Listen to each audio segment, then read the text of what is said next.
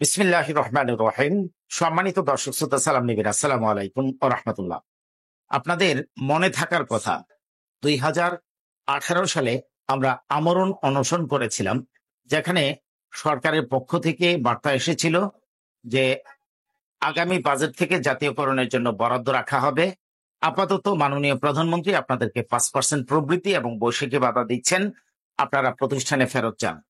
আমরা মাননীয় প্রধানমন্ত্রীর নির্দেশনাটুকু মেনে প্রতিষ্ঠানে ফেরত গিয়েছিলাম এবং 2019 সাল থেকে আমাদের 5% প্রবৃদ্ধি সংযোজিত হতে ছিল। সরকারিদের তারও 3 বছর আগ থেকে তারা 5% প্রবৃদ্ধি পেয়েছিলেন। যাই হোক, শেষমেশ যখন আমাদের 5% প্রবৃদ্ধি সংযোজন হতে ছিল, তখন আমাদের মধ্য থেকেই কেউ কেউ পরামর্শ দিয়েছিল এবং সরকার তা কাটতে বাধ্য করেছিল যে অতিরিক্ত 4% কর্তন, যা কোনোদিন আমাকে ফেরত দিবে না।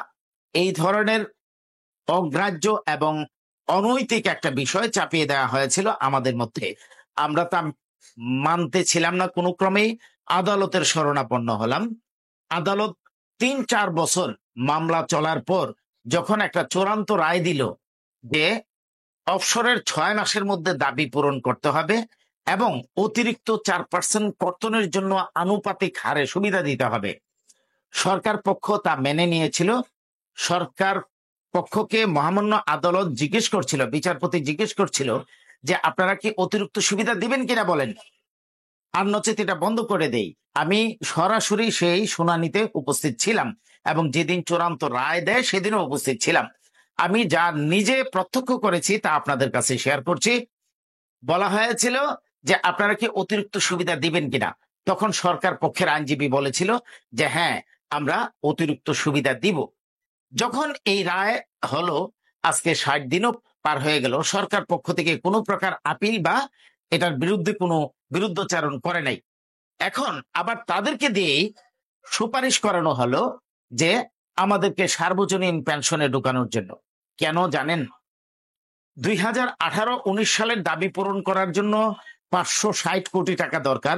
মাননীয় প্রধানমন্ত্রী যদি না দেন তাহলে তাদের দাবি পূরণ করা যাচ্ছে না, এই মর্মে আমরা খবর শুনেছি।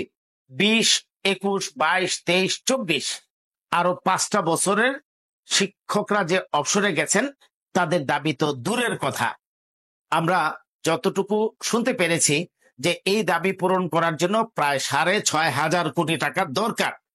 তাই আমাদেরকে তড়িঘড়ি করে সার্বজনীন পেনশনে ঢুকানোর জন্য অবসর কল্যাণ বোর্ডে যারা দায়িত্বরত আছে তাদেরকে নিয়ে মিটিং করানো হলো এবং তাদেরকে দিয়ে সুপারিশ করানো হলো শিক্ষকদেরকে যেন সার্বজনীন পেনশনে ঢুকানো হয়।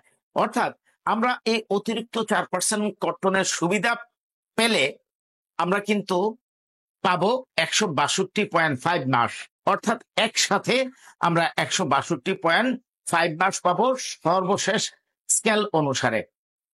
সরকার যেহেতু এই মুহূর্তে আমাদেরকে এককালীন টাকা দিতে পারছে না, সরকারের সুবিধার জন্যই তাদেরই মনোনীত লোকদেরকে দিয়ে আমাদেরকে সার্বজনীন পেনশনে ঢুকানোর পায়তারা করছে। আমরা এতটুকু দিব্যি দিয়ে বলতে পারি আপনাদেরকে যে আপনারা বেতন ভাতাদি বর্ধিতকরণের যে খবর শুনছেন তা হয়তোবা মাননীয় শিক্ষামন্ত্রীর কথা রক্ষার্থে উনি যেহেতু বারবার আমাদেরকে আশ্বস্ত করছেন সুবিধা বর্ধিতকরণের জন্য আমরা কাজ করছি, অর্থাৎ বাড়ি ভাড়া, উৎসব ভাতা, চিকিৎসা ভাতা বর্ধিতকরণের জন্য কাজ করছেন, তা যদি আপনার ধরে নেন 10 টাকা যদি আপনার বৃদ্ধি করা হয়, আপনার থেকে 9 টাকা কেটে নেওয়া হবে সার্বজনীন পেনশনে। তার মানে বিশেষজ্ঞ নিয়োগ দেওয়া হয় শিক্ষকদেরকে কিভাবে ঠকানো যায়। যে দেশে শিক্ষকদের বেতন ভাতা দিয়ে জুৎসই না, বর্তমান বাজার ব্যবস্থায় যে সকল শিক্ষকরা টিকতে পারছে না তাদেরকে আবার নানা ধরনের ছলাকলা অপকৌশল প্রয়োগ করে তাদের যতটুকু বৃদ্ধি করা হয় তার থেকে আবার কর্তনও করা হয়। জ্বলন্ত সাক্ষী আপনাদের মনে থাকার কথা, 5% দিয়ে 4% কর্তন। এবারও আপনাকে অতিরিক্ত 4% কর্তনের সুবিধা সংযোজনের নির্দেশনা যেহেতু আদালত দিয়েছে, তা কিভাবে বাদ দিয়ে এখন নতুন করে সার্বজনীন পেনশনে ঢুকানো যায় তার পায়তারা করছে সরকার এবং সংশ্লিষ্ট ব্যক্তিরা।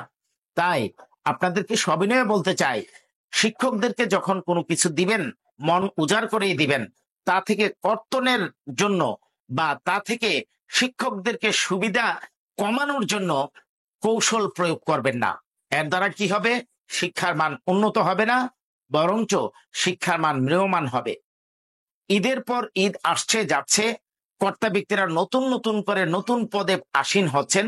কাউকে শুনলাম না যে আমরা শতভাগ উৎসব ভাতা নেই, আমার অধীনস্থ শিক্ষকরা কেন শতভাগ উৎসব ভাতা পাবে না, এই কথাটা বলতে কাউকে শুনি নাই। অবসর কল্যাণ বোর্ডে যারা আছে, যাদেরকে পদোন্নতি দিয়ে এখন রাষ্ট্রদূত হিসাবে দেশের বাইরে পাঠানোর জন্য সরকার পরামর্শ দিচ্ছেন, তাদের মুখেও শুনলাম না যে শিক্ষকদের শতভাগ উৎসব ভাতাটা অন্তত পক্ষে দেয়া হোক।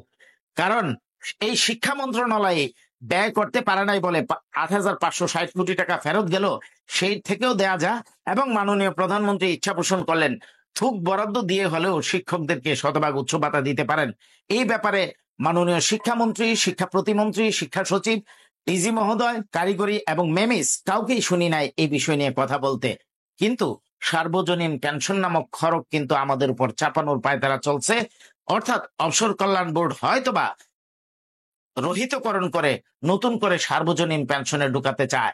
কারণ সার্বজনীন পেনশনে ঢুকালে শিক্ষকদেরকে এককালীন টাকা দিতে হবে না, অর্ধেক টাকা দিতে হবে এবং অর্ধেক টাকা আস্তে আস্তে পাবে। তারপরেও দেখবেন বিশেষজ্ঞরা আপনাকে পরামর্শ দিবে যে এটা শিক্ষকদের সুবিধার জন্যই করা হয়েছে। ভালো থাকবেন। মনের দুঃখে কথাগুলো বললাম। আসসালামু আলাইকুম ওয়া রাহমাতুল্লাহ।